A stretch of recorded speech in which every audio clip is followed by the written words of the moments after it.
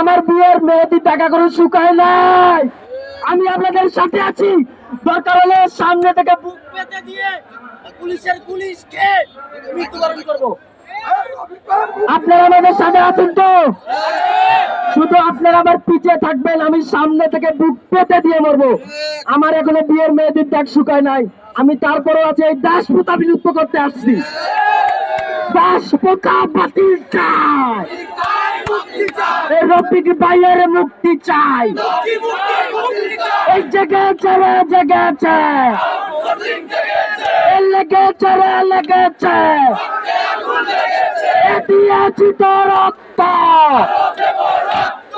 রক্তের বন্যায় এই লড়াই লড়াই লড়াই চাই। দিয়েছি তো রক্ত, এই আউটসোর্সিং এর অ্যাকশন, এই আউটসোর্সিং এর অ্যাকশন, এই আপোষ না সংগ্রাম, এই দালালি না রাজপথ, আউটসোর্সিং এর অ্যাকশন, অ্যাকশন টু অ্যাকশন। আমার প্রিয় সহকর্মী ভাই বোনেরা, আপনারা যদি আমাদের কোনো নেতা কর্মীকে এখান থেকে গ্রেফতার করার চেষ্টা করে, তো আমরা সবাই মিলে তা রুখে দেব ইনশাআল্লাহ।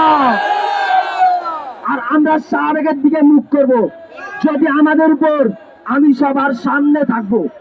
যদি মারতে হয়, যদি গুলি করতে হয়, আমাকে আগে করতে হবে। তো আপনারা তো পিছু হবেন না, আপনারা সবাই পিছনে থাকবেন। দুনিয়ার মধ্যে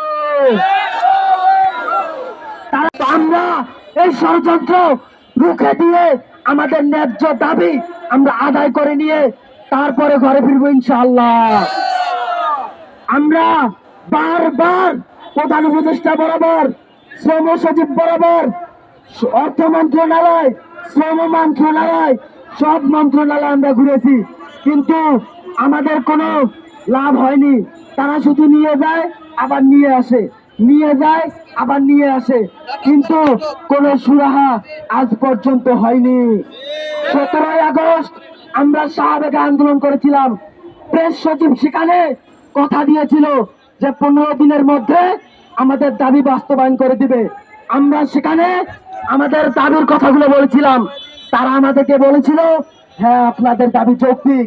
আসলে আপনাদের গোয়েন্দা সংস্থা দিয়ে দেখান আমাদের দাবি যদি যৌক্তিক না হয়, আমরা এই মুহূর্তে এই মাঠ থেকে চলে যাব। কিন্তু আমাদের দাবি যৌক্তিক। আমরা বেতন পাই 20,000, ঠিকাদার কেটে রেখে আমাদের বেতন দেয় 15,000। আমাদের এই শ্রমের টাকা, কামের টাকা আর তাদের খেতে দেব না। দুনিয়ার মজদুর, দুনিয়ার মজদুর লড়াই লড়াই লড়াই চাই। দিয়েছি তো রক্ত, রক্তের বন্যা, আপোষ না সংগ্রাম।